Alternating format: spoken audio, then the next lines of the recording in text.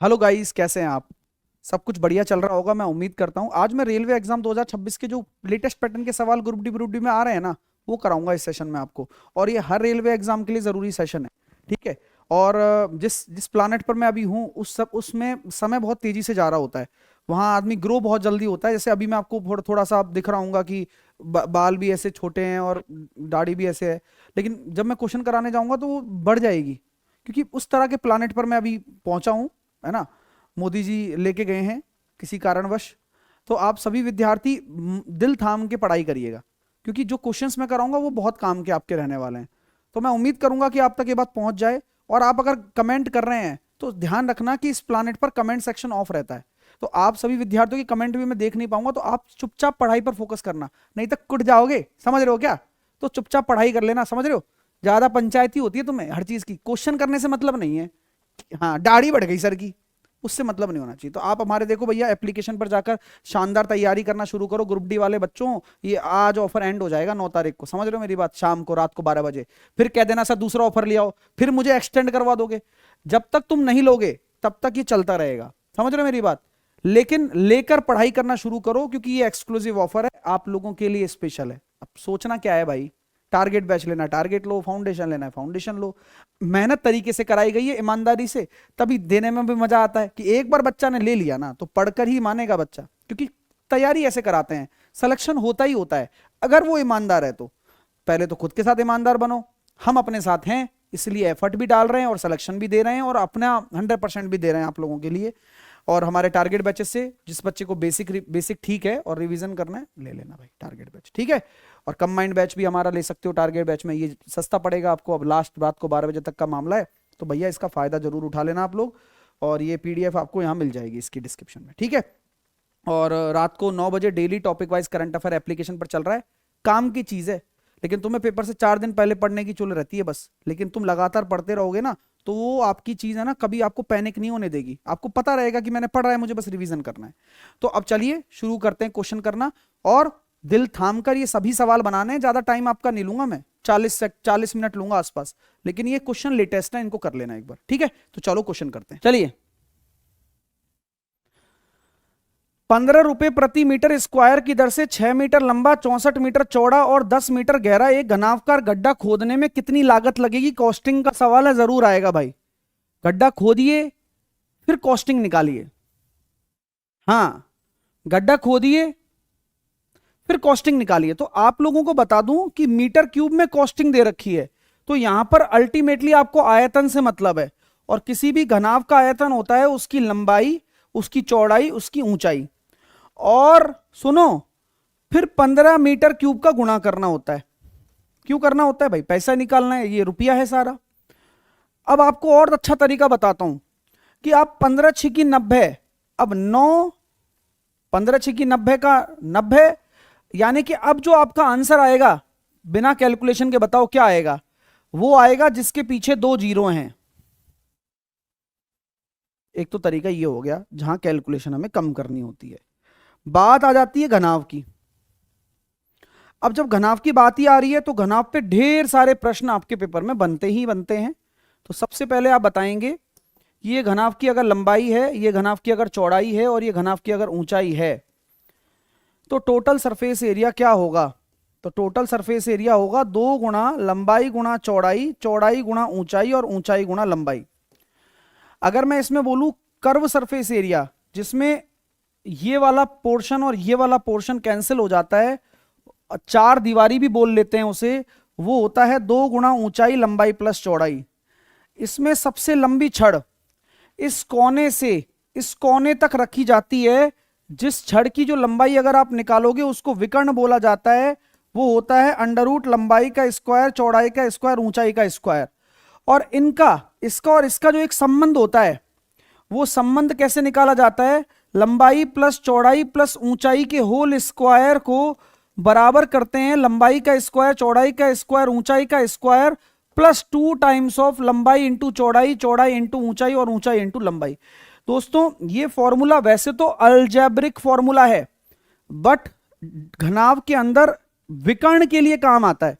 घनाभ के अंदर विकर्ण के लिए काम आता है। जैसे कि यहां पर हम कोई तीनों भुजाओं का योग दे दिया जाए हमें, तो तीनों भुजाओं का योग दे दिया जाए तो ये क्या है, ये विकर्ण का स्क्वायर है, ये क्या है प्लस टोटल सरफेस एरिया है, और ये तीनों भुजाओं का योग है। ये बात आपको समझ में आनी चाहिए। डायरेक्ट इससे निकल जाती है चीज। अब इसके अंदर थोड़ा डिटेल में जाएंगे तो ढक्कन क्लोज और ढक्कन ऊपर वाला भी हो जाता है।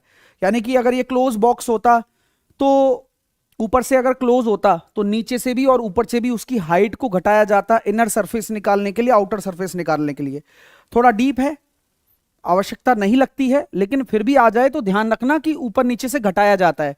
अगर खुला हुआ है तो केवल नीचे से घटाया जाता है W, बाकी लंबाई में 2W घटाया जाएगा, चौड़ाई में 2W घटाया जाएगा, और ऊंचाई में अगर भी 2W घटाया जाएगा अगर बॉक्स क्लोज है और उसके ऊपर कैप लगी हुई है। ठीक है, अगर मान लो उसके ऊपर कैप नहीं है तो लंबाई में से ये घटाया जाएगा, चौड़ाई में से 2W, लेकिन ऊंचाई में से केवल W घटाया जाएगा। ये कब के लिए है, जब और ये ओपन बॉक्स के लिए है ना, कोई बॉक्स के अंदर पानी भर रहे हो या कुछ भर रहे हो, ओपन बॉक्स के लिए। अगला सवाल आपकी स्क्रीन पर, सवाल ये रहा, करके बताओ।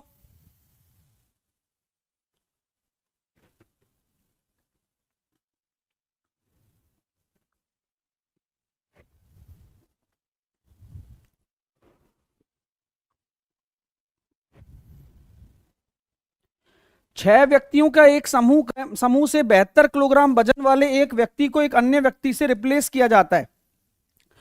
रिप्लेसमेंट का सवाल है, एक अन्य व्यक्ति से क्या कर दिया, इसको रिप्लेस कर दिया, तो उसका जो एवरेज है वो 2 किलोग्राम बढ़ जाता है। जब कभी भी आपको नए व्यक्ति का वजन निकालना हो तो सबसे पहले पुराने व्यक्ति का वजन ले लेते हैं, और 6 व्यक्ति है ना वो सारे 2-2 किलोग्राम बढ़ जाते हैं, 6 व्यक्ति सारे 2-2 किलोग्राम बढ़ जाते हैं, तो 72 और 12 84 किलोग्राम आपका आ जाएगा। यानी कि जो नया आया है वो 84 किलोग्राम का है। ये आपका रिप्लेसमेंट का सवाल है, पेपर में जरूर आ सकता है। लैपटॉप का जो अंकित मूल्य है 750 रुपया है भाई। 4% और 25% की दो लगातार छूट पर बेचा जाता है, तो नगद भुगतान पर 25% की एक्स्ट्रा छूट भी मिल जाती है। तो लैपटॉप की कीमत बताओ अगर आप नगद भुगतान कर रहे हैं तो।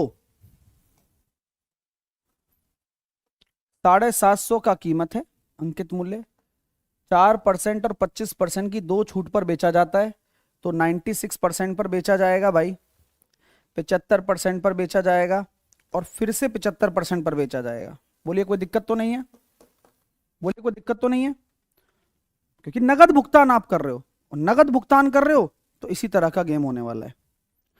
तो अब कैलकुलेशन सिखाना चाहता हूं, देखो आपको, इसको भी आप 3/4 लिखो, इसको भी आप 3/4 लिखो, तो जवाब आया 9/16।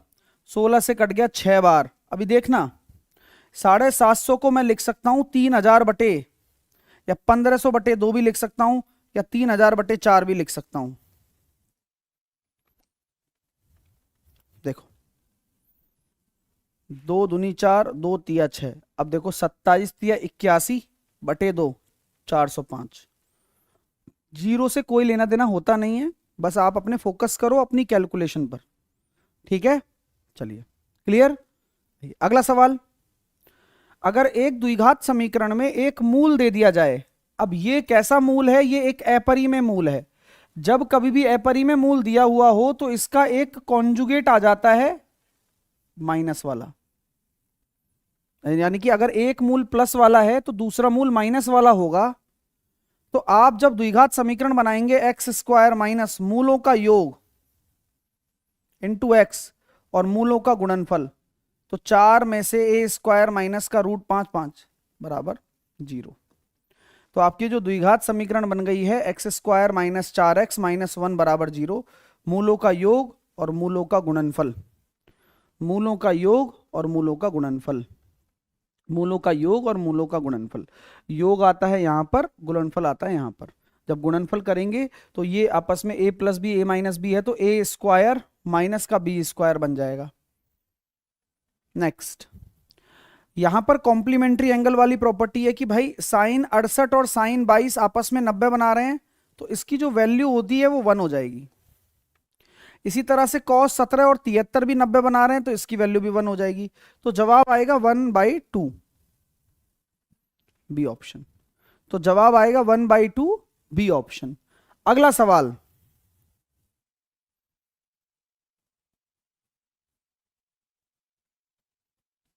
अगला सवाल,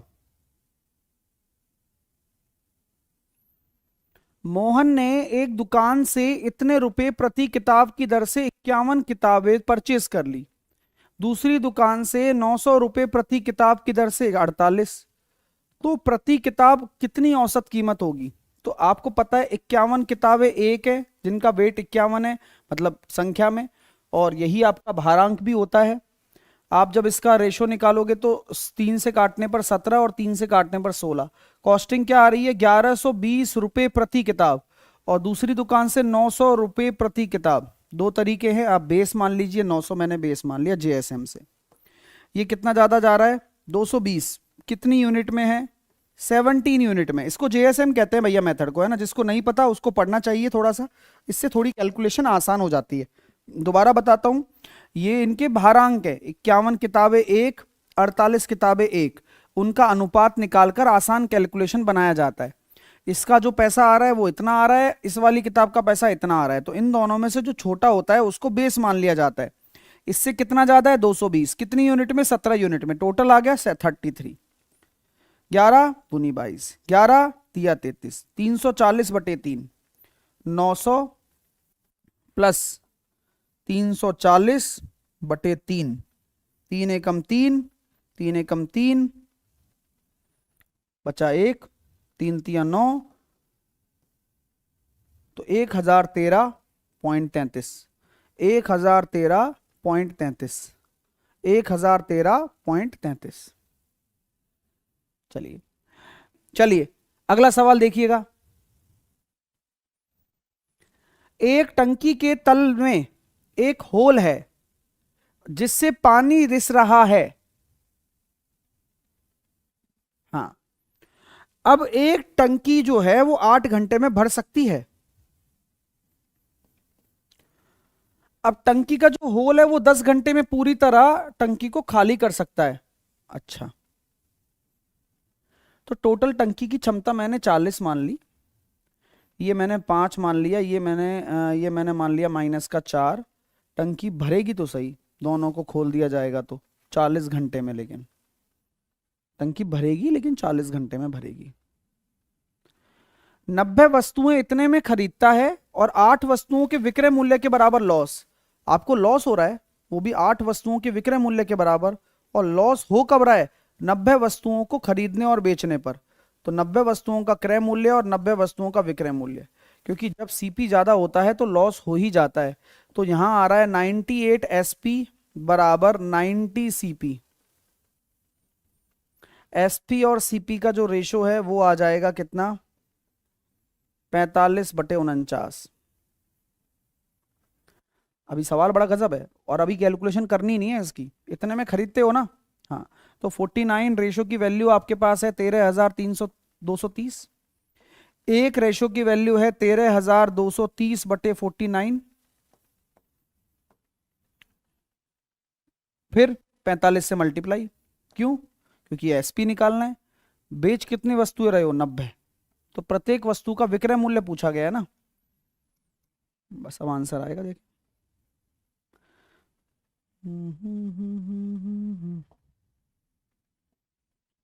7/7 49, 7 एकम 7, बचे 6, 7/7 49, 7 × 8 = 56, 7 नाम 63, 7 दूनी 14, 7/7 49, 270/2 करेंगे, 135 आपका जवाब बनेगा। 135 आपका जवाब बन जाएगा। पॉइंट नहीं लेना, बिल्कुल लास्ट में मल्टीप्लाई करो, जो भी करना है लास्ट में करो। 36 संख्याओं का औसत 45 है। अब उनमें से 2 संख्याएं हटा दी जाएं तो शेष संख्याओं का औसत क्या होगा? 36 संख्याओं का जो एवरेज है वो 45 है भाई। अब ये 2 संख्याएं आप हटा रहे हो, सवाल बड़ा गजब है, सोचो। एक तो तरीका यही है जो आप सोच रहे हो कि सर 36 × 45 तो टोटल हो जाएगा, और इनमें से माइनस कर दिया मैंने 90। अब टोटल जो संख्याएं बचेंगी वो बचेंगी 34, क्योंकि दो संख्याएं हमने हटा दी हैं। एक तो ये तरीका हो गया भाई, ठीक है, एक तो ये तरीका हो गया, ठीक है। सारी दुनिया इस तरीके से कर सकती है, किसी को कोई प्रॉब्लम भी नहीं होनी चाहिए। अब दूसरा तरीका मैं बता रहा हूं आपको। भाई 45 आपका एवरेज है, मैं मानता हूं, और आप इन दोनों संख्याओं को हटा रहे हो, एग्जिट ले रहे हैं दोनों संख्याएं। बस इतना सा पूछूंगा कि अगर ये जाएगा तो दुख होगा या खुशी होगी? बोले सर ये तो इससे कम है, कितना? 8 कम है, और ये इससे ज्यादा है, कितना? 8 ज्यादा है। दोस्तों, तो जो गम हो रहा, जो आपको इसके जाने से खुशी हो रही है और जो इसके जाने से गम हो रहा है, वो गम और खुशी आपस में बराबर है, यानी कि आपका जो औसत है वो बैलेंस रहेगा। क्या बात है। तो अब पहले वाले मेथड से करोगे तो कितना टाइम लग रहा है देखो आपको, दूसरे वाले मेथड से करोगे तो कितना आसान है। तो इसी को उसको कहते हैं डेविएशन मेथड। क्योंकि अगर आपके एवरेज से कम वाला कोई छोड़ के जा रहा है, जाने दो ना, क्या प्रॉब्लम है, उल्टा आपका लोड ही कम हुआ, वो भी 8। और कोई वो जा रहा है जिसका एवरेज से ज्यादा है, ये आपको नुकसान कर रहा है, तो +8।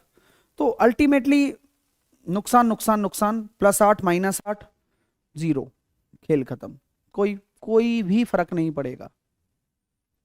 नेक्स्ट, एक मोटर नाव स्थिर जल में, चाल जो है वो 20 है, धारा के जो प्रतिकूल 22.5 किलोमीटर की दूरी तय करने और फिर वापस आने में 3 घंटे का समय लेती है, ठीक है, वापस आने में 3 घंटे का समय लेती है। एक मोटर बोट स्थिर जल में 20 किलोमीटर है, स्थिर जल में, स्थिर जल में मतलब समझ रहे हो ना, v बराबर आपका 20 किलोमीटर पर आवर है। धारा के प्रतिकूल 22.5 किलोमीटर दूरी करने और फिर वापस आने में 3 घंटे, कोई दिक्कत नहीं है। धारा की चाल बता दो। डिस्टेंस दी हुई है, दोनों की चालों का योग का गुणा, दोनों की चालों का अंतर का गुणा, और यहां पर सम हो जाएगा टोटल। क्यों हो जाएगा ये आप जानते हैं, क्योंकि यहां पर निंजा टेक्निक लगेगी टोटल टाइम वाली। चलो ठीक है, इस 22.5 को लिख सकता हूं 45/2, क्योंकि डिस्टेंस बराबर दोनों की चालों का गुणनफल, दोनों की चालों का योग और टोटल टाइम। 3 से काटा 15 बार, 2 से कट गया 2, 15 गुणा 20 300, वी स्क्वायर कितना आ रहा है? 400 माइनस का यू स्क्वायर, तो यू स्क्वायर की वैल्यू कितनी आ रही है? 100, और u बराबर आ गया 10, यानी कि धारा की चाल निकल कर आ गई 10। हो गया काम, हो गया काम, धारा की चाल निकल कर आ गई 10। ठीक है मेरे भाई, सवाल देखिए भाई। एक व्यक्ति ने प्रत्येक 42,600 रुपए के मूल्य में 2 वस्तुएं बेच दी भैया। पहली वस्तु इस हानि पर, दूसरी वस्तु इस लाभ पर, प्रत्येक का इतना है, तो क्या बराबर है? सेलिंग प्राइस बराबर है। अगर सेलिंग प्राइस बराबर है तो मैं ये कह सकता हूं पहली वस्तु का सेलिंग प्राइस, क्योंकि 75% पे बेचूंगा, दूसरी वस्तु का सेलिंग प्राइस बराबर है। तो पहली और दूसरी का जो रेशो आ रहा है 8/5, ये इसके सीपी का रेशो है, ये सीपी का रेशो, ठीक है सर। अब सीपी का रेशो है, आपको लगेगा मैं इसका यूज करूंगा, मैं बेवकूफ थोड़ी ही हूं। अब मुझे पता चल गया कि ये 8:5 में खरीदी बेची हुई है इसकी, इस पर 25% की हानि हो रही है, तो 25 अट्ठे 200 माइनस में, और इस पर 20% का लाभ हो रहा है, तो 20 पंजे 100, तो जवाब कितना आया? 100/13, और 100/13 को क्या बोलते हैं? 7.7। और क्या हो रहा है? ये प्रॉफिट हो रहा है। प्रॉफिट हो रहा है, लॉस हो रहा है? भाई मेरे हिसाब से तो भैया प्रॉफिट ही हो रहा है। ओ सॉरी सॉरी, लॉस हो रहा है, माफी चाहता हूं। क्यों? क्योंकि लॉस इसलिए हो रहा है क्योंकि यहां पर 25 अट्ठे 200 माइनस में है ना, इसलिए माइनस में। ठीक है, अगला सवाल देखिएगा।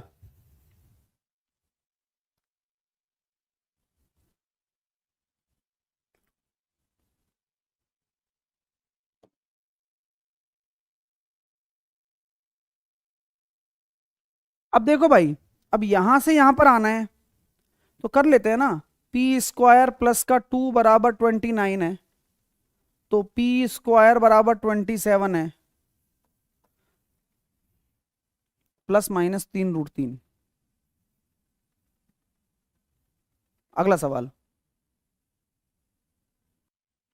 8 और 5 सेंटीमीटर की दो वृत्तों की त्रिज्याएं जिनके केंद्रों के बीच की भी दूरी दे रखी है आपको, और आपको उभयनिष्ठ स्पर्श रेखा की लंबाई निकालनी है, यानी कि कॉमन टेंजेंट निकालना है। तो भैया देखो कैसे निकालते हैं कॉमन टेंजेंट, बताता हूं। जब आप कॉमन टेंजेंट निकालने जाते हो तो आपको ये देखना है कि आपका जो R1 प्लस R2 है ये दूर है ना, ठीक है। तो आपके पास दो तरीके होते हैं, आप एक ट्रांसवर्स कॉमन टेंजेंट भी आप निकाल सकते हो और डायरेक्ट कॉमन टेंजेंट भी आप निकाल सकते हो। क्वेश्चन में मेंशन नहीं किया हुआ है भाई, ठीक है कोई बात नहीं, दोनों निकाल लेते हैं। केंद्रों के बीच की दूरी कितनी है, 11 का स्क्वायर।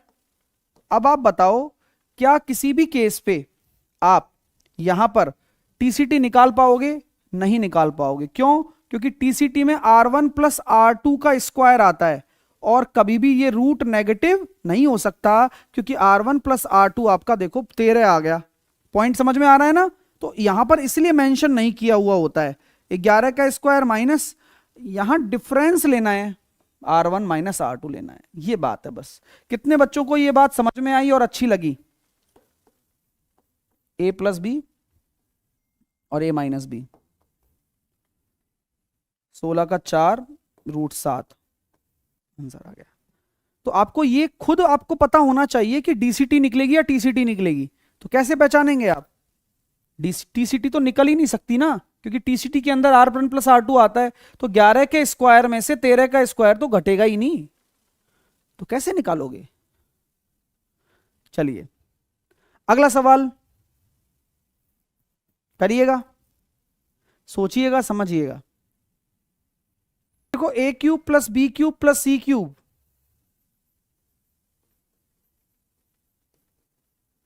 माइनस का 3ABC,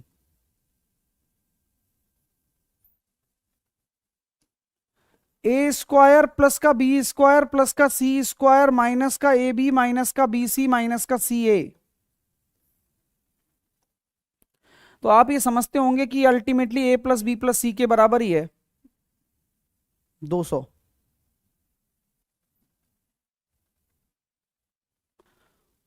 केंद्र O और व्यास EF वाले एक वृत्त में दो जीवाएं दी हुई हैं।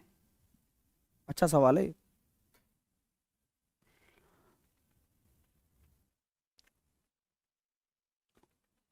केंद्र O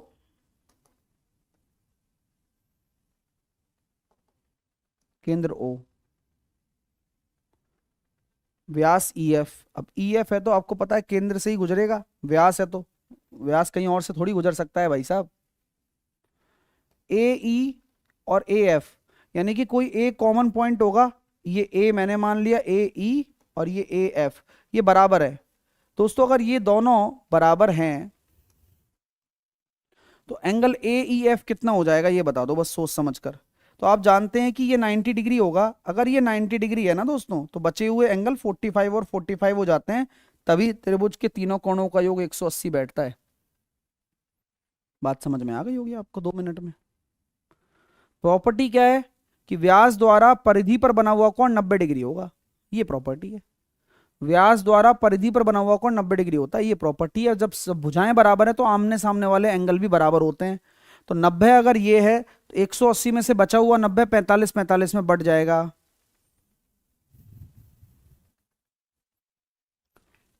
अब इसका मध्य अनुपात निकालिए। अब मध्य अनुपात कैसे निकालेंगे दोस्त? √AB 0.049 0.9, 4 छोड़कर 2 आ जाएगा, 49 का 7 है, 9 का 3 है और √21 0.21।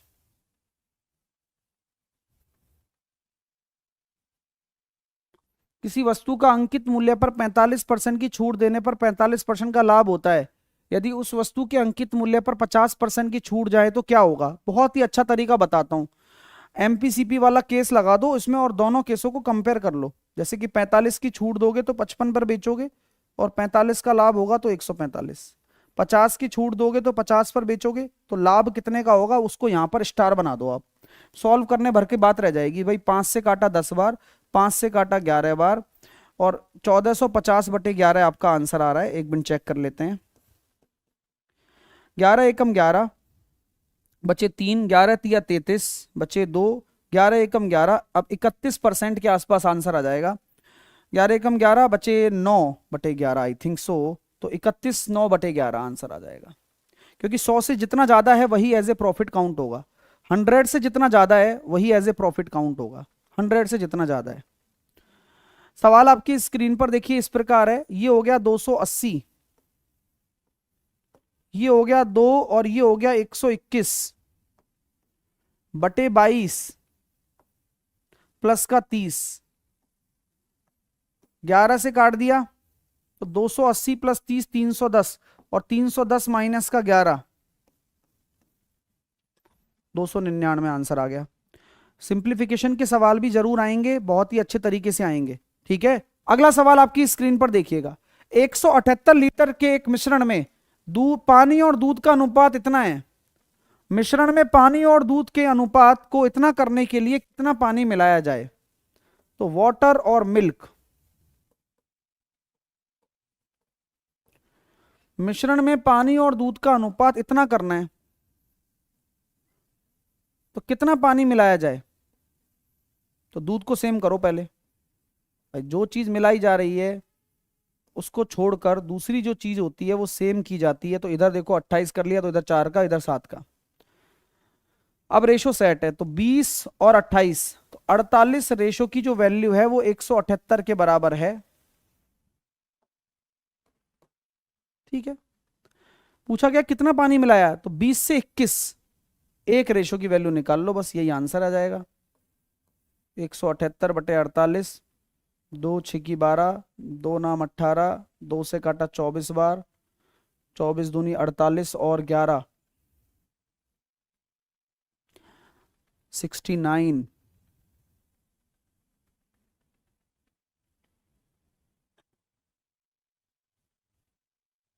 बताओ 24 तिया 72 तो नहीं आ रहा, 20 और 28 48।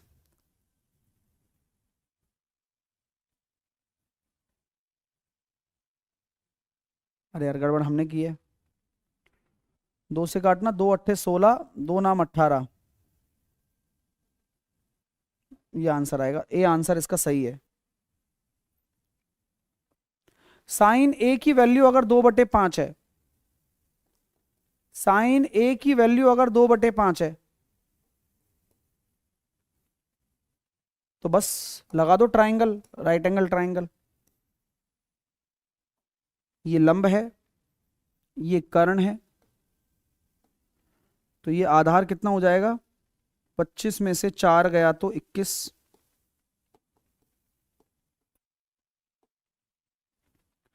अब आइए 5 साइन ए, साइन ए की वैल्यू कितनी रखूंगा? 2/5।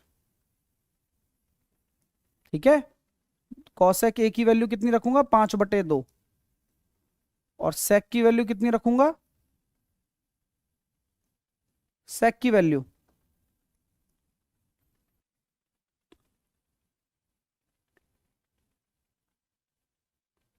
5/√21।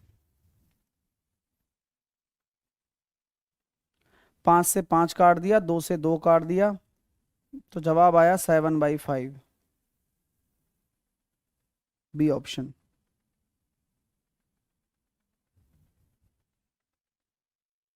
नेक्स्ट,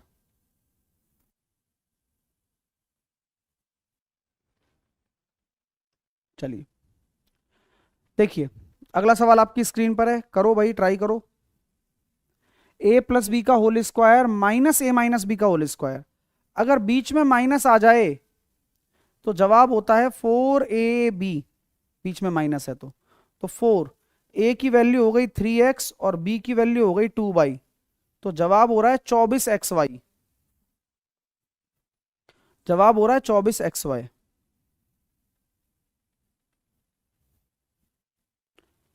एक आदमी एक कार्य को 10 दिन में और उसी कार्य को एक महिला द्वारा 8 दिनों में होता है।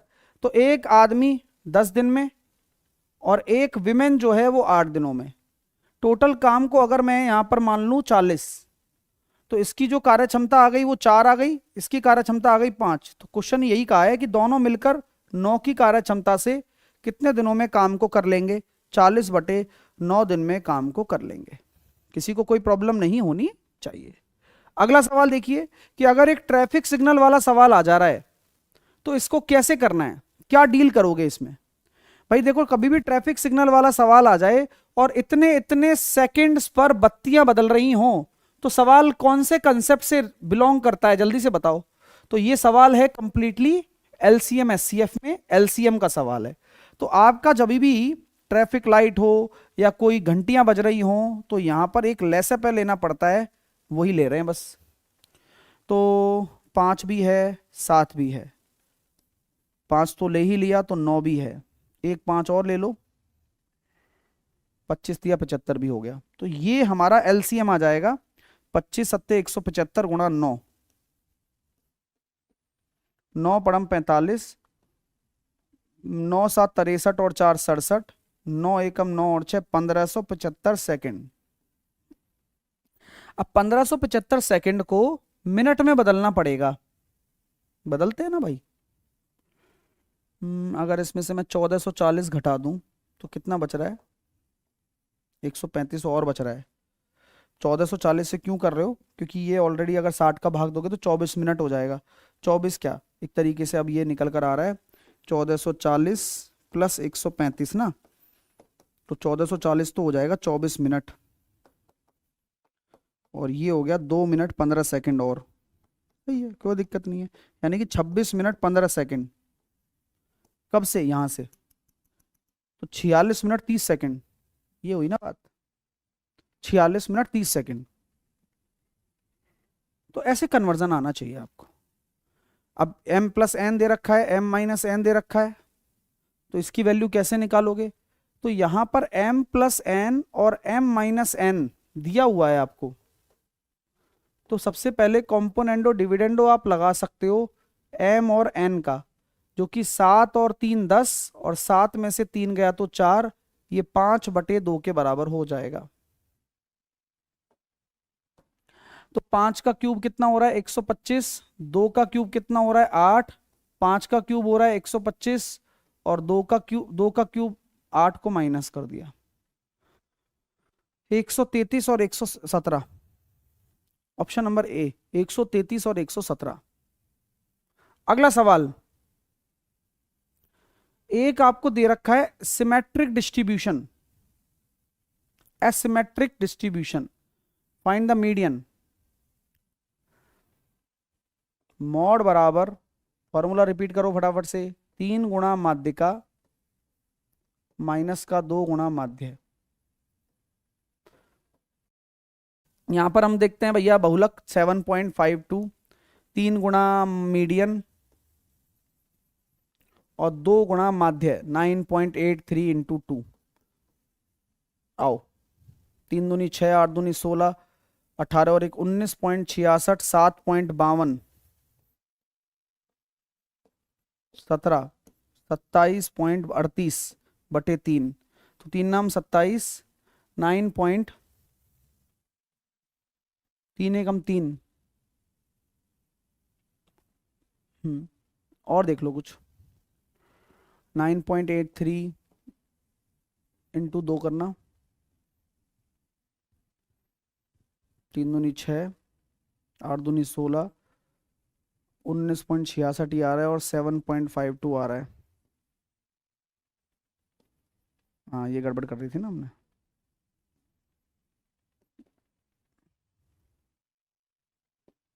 $27.18 आ जाएगा बटे 3, 9.06 होगा। उम्मीद करता हूं सेशन आपने पूरा देख लिया होगा, आपको अच्छा भी लगा होगा। तो लाइक शेयर ठोक दीजिए फटाफट से। साथ के साथ में आप सभी विद्यार्थियों के लिए जो प्लानिंग्स हैं उनको लगातार मैं करते जा रहा हूं, और आप लोगों के लिए जो मैंने ये क्वेश्चन कराए हैं ये ग्रुप डी में कुछ आ रहे हैं इस तरह के, और ये आने वाले एग्जाम्स में भी काम के हो सकते हैं। क्योंकि कुछ ना कुछ तो वहीं से उठ के आना ही है। ठीक है, तो आप हमारे टेलीग्राम से इसकी पीडीएफ ले सकते हैं, और हमारा पेपर हैक्ड भी चल रहा है, उसको भी फॉलो कर सकते हैं लगातार। करंट अफेयर का फ्री धमाका भी चल रहा है, साथ के साथ तैयारी जोरदार करो यार। आज लास्ट ऑफर है, इसका फायदा उठा लेना 9 फरवरी को। ठीक है, एक्सक्लूसिव ऑफर चल रहा है, फाउंडेशन पर चल रहा है, और अपने टारगेट बैच लेना, टारगेट बैच ले लो, जो भी लेना है वो ले लो, बेस्ट ऑफर आपके लिए रनिंग है। और आप सभी विद्यार्थियों को क्या करना है, जब आप एप्लीकेशन पर जाओगे तो यहाँ पर पेड कोर्स पर आपको क्लिक करना है। पेड कोर्स पे क्लिक करने के बाद आपको फाउंडेशन लेना है तो फाउंडेशन पे क्लिक करना, और रिवीजन का लेना है 100 डेज वाला रिवीजन कर लेना, तो आपका काम आसान हो जाएगा, बढ़िया हो जाएगा उल्टा। और सेलेक्ट होने के लिए पढ़ो, ठीक है ना, सेलेक्ट होने के लिए पढ़ो हमारे साथ, भटको मत, क्योंकि सही जगह आप हो, क्योंकि हम अवेलेबल हैं, आप अवेलेबल हो, तो खेल खत्म है। ठीक है, तो लाइक शेयर करते रहिए, और क्विक ट्रिक्स बाय साहिल सर एप्लीकेशन को आज ही डाउनलोड कर लीजिए भाई, और पढ़ाई शुरू करो अपनी जोरदार। कोई क्वेरी है तो इस नंबर पर कॉल या व्हाट्सअप हमें कर सकते हैं आप। तो चैनल को सब्सक्राइब, वीडियो को लाइक, ढेर सारा प्यार देने की जिम्मेदारी आपकी, मेरा काम लगातार करते रहना आप लोगों के लिए निरंतर है। All the best, take care.